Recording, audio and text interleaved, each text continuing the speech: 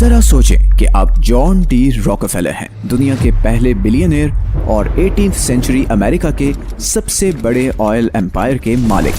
18th century में industrial revolution उरूज पे थी, तो आपकी ये ऑयल एम्पायर बढ़ती ही चली गई। लेकिन इस ग्रोइंग बिजनेस का सर्वाइवल एक वजह से शदीद खतरे में था, ट्रेंड फैक्ट्री वर्कर्स की शॉर्टेज। उस जमाने में मेजॉरिटी आवाम फार्मिंग से मुंसलिक थी। इन्हें या तो होम स्कूल किया जाता या फिर चर्च तालीम देता था जो बाइबल पे बेस्ड थी। तो ऑफ कोर्स इन्हें ना तो जदीद फैक्ट्री मशीन्स का इल्म था और ना ही ये लोग 9 to 5 जॉब्स के आदी थे कि सारी जिंदगी एक फैक्ट्री की गुलामी में गुजार दी जाए। इस मसले का एक ही हल था, मैस लेवल पे लोगों को एजुकेट करना। लेकिन as you know, knowledge is power, तो एजुकेशन तो देनी थी, मगर एक हद तक। एजुकेशन सिस्टम को सेटअप करने के लिए केयरफुल कैलकुलेशंस रिक्वायर्ड थी।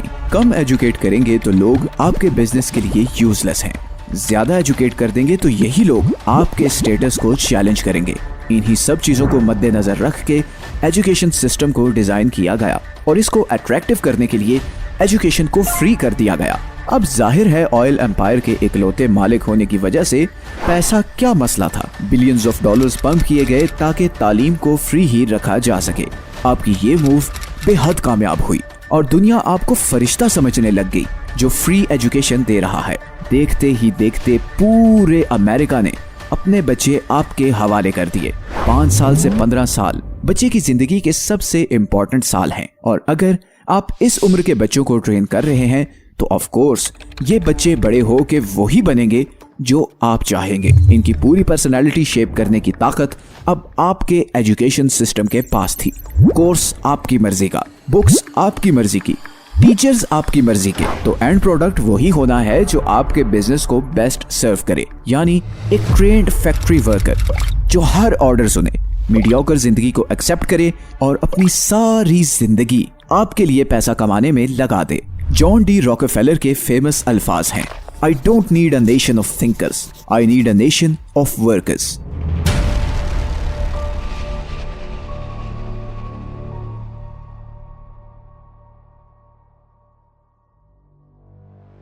सिस्टम तो डिजाइन हो गया, अब इसको मैस स्केल पे इंप्लीमेंट करवाने के लिए गवर्नमेंट की सपोर्ट की जरूरत थी। तो अब आपने गवर्नमेंट कनेक्शंस इस्तेमाल करके 1902 में जनरल एजुकेशन बोर्ड स्टार्ट किया और इसकी अप्रूवल कांग्रेस से 1903 में करवाई और साथ ही इस बोर्ड में 3.5 बिलियन डॉलर्स इन्वेस्ट किए गए जो 1903 में एक ह्यूज अमाउंट थी। अब पैसा भी था और गवर्नमेंट की सपोर्ट भी, जिसके बाद एजुकेशन बोर्ड को रोकना मुश्किल हो गया। एजुकेशन बोर्ड ने सबको एक ही जैसी तालीम देने पे फोकस किया और जगह जगह हाई स्कूल्स और यूनिवर्सिटीज नजर आने लग गई, जिसका गोल सिर्फ एक था, स्कूल्स के बाद यूनिवर्सिटीज में भी बच्चों की पर्सनैलिटी शेपिंग हो और वहां से सीधा ये फैक्ट्रीज में लैंड करें। No room for personal growth, यानी एक परफेक्ट स्लेव। आपकी सक्सेस देखते हुए अब अमेरिका की सारे बड़े बड़े बिजनेसमैन ये मॉडल फॉलो करना चाहते थे। For example Andrew Carnegie, steel empire का जायंट, 1905 में एनजीओ स्टार्ट करता है जिसका एक फोकस था टीचर्स की ट्रेनिंग। एंड्रयू की एनजीओ का गोल बहुत क्लियरली डॉक्यूमेंटेड है। उसने टीचर्स को ट्रेन करना था ताकि बच्चों को इनोवेटर्स और थिंकर्स के बजाय mine managers, machine operators, safety workers वगैरह बनाया जा सके। बड़े बिजनेसमैन के ज्वाइन करने के बाद इस सारी कहानी ने ऐसी स्पीड पकड़ी that there was no turning back. अब जॉन डी रॉकफेलर के इस कोट पे फिर से फोकस करें, I don't need a nation of thinkers, I need a nation of workers. इस कोट से मकसद साफ जाहिर है, बच्चों को थिंकर्स, फिलोसोफर्स, ऑथर्स, आर्टिस्ट बनाना कभी गोल था ही नहीं, बल्कि इस मॉडर्न एजुकेशन सिस्टम का सिर्फ एक गोल था, माइंडलेस बच्चे ट्रेन किए जाएं जो ऑर्डर्स माने और कंप्लेन किए बगैर सारी जिंदगी आपका बिजनेस बढ़ाने में गुजार दें। थोड़ी देर के लिए अपने इर्द गिर्द देखें, 16 साल की एजुकेशन, पेरेंट्स की जिंदगी भर का पैसा, लेकिन हम सारों को इस दुनिया में सरवाइव करने की बेसिक स्किल्स नहीं सिखाई जाती। For example finance, investing knowledge, money management, tax filing करना वगैरह, क्योंकि एजुकेशन सिस्टम का मकसद आपको एम्पावर करना कभी था ही नहीं। फैक्ट्री स्लेव्स चाहिए थे और वो ही बनाए गए।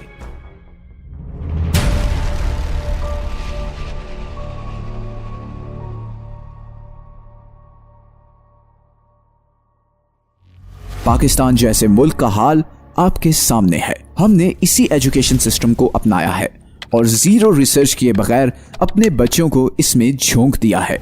एक बड़ी यूनिवर्सिटी से 16 साल पढ़ने के बाद स्टूडेंट को job market approximately 30,000 starting salary offer करती है, जिसमें आई एम श्योर कि आज का बिजली का बिल भी पूरा ना हो। लेकिन क्यों? क्योंकि इस स्टूडेंट को इस 16 साल में कोई ऐसी स्किल नहीं सिखाई जाती जिससे ये दुनिया में कम्पीट कर सके। और ना ही हम इनोवेशन पे काम करते हैं, बस वही 3-4 profession, doctor, accountant, engineer, lawyer, बस खत्म। अगर तो यहाँ के बच्चे स्कूल सिस्टम पे पैसा बर्बाद करने के बजाय ऐसी स्किल्स सीखें जिनकी इंटरनेशनल मार्केट में डिमांड है, तो यहाँ के स्टूडेंट्स के हालात काफी बदल सकते हैं। इंटरनेट के जमाने में घर बैठ के स्किल्स डेवलप की जा सकती हैं और फ्रीलांसिंग का यूज करते हुए इन्हीं स्किल्स को बेच के इंटरनेशनल करेंसी कमाई जा सकती है।